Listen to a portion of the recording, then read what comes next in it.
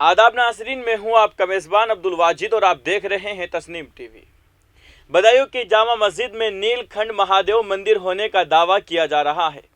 इस हवाले से सिविल कोर्ट में दरख्वास्त भी दायर की गई है, जिसे अदालत ने मंजूर कर लिया है। मकामी सिविल जज विजय गुप्ता ने मुद्दई की अर्जी पर सुनवाई के बाद आइंदा समाअत 15 सितंबर को मुतय्यन किया है।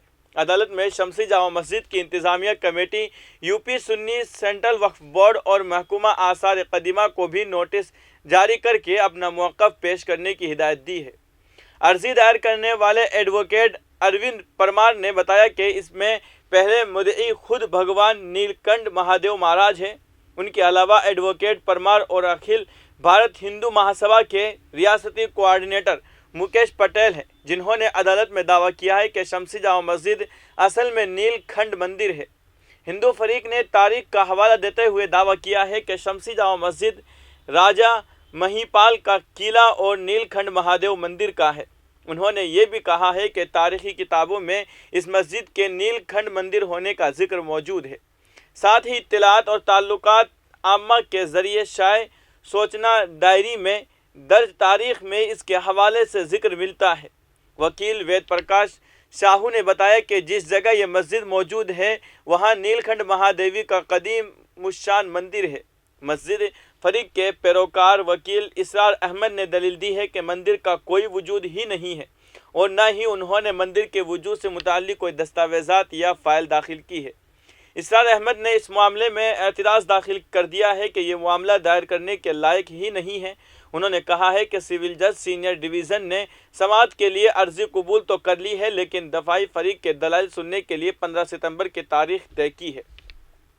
उन्होंने कहा है कि तारीख में इस बात का जिक्र तो है कि मस्जिद कई बार तोड़कर बनाई गई, लेकिन वहाँ पर मंदिर का कोई भी वजूद कभी भी नहीं था।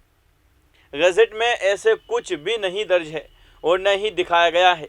मदी फरीक अखिल भारत हिंदू महासभा के ज़िला कोऑर्डिनेटर मुकेश पटेल का कहना है कि कुतुबुद्दीन ऐबक के दामाद अल्तमश ने राजा महिपाल का कत्ल कर दिया था और नीलखंड महादेव के मंदिर को तोड़कर मस्जिद बनाई गई थी।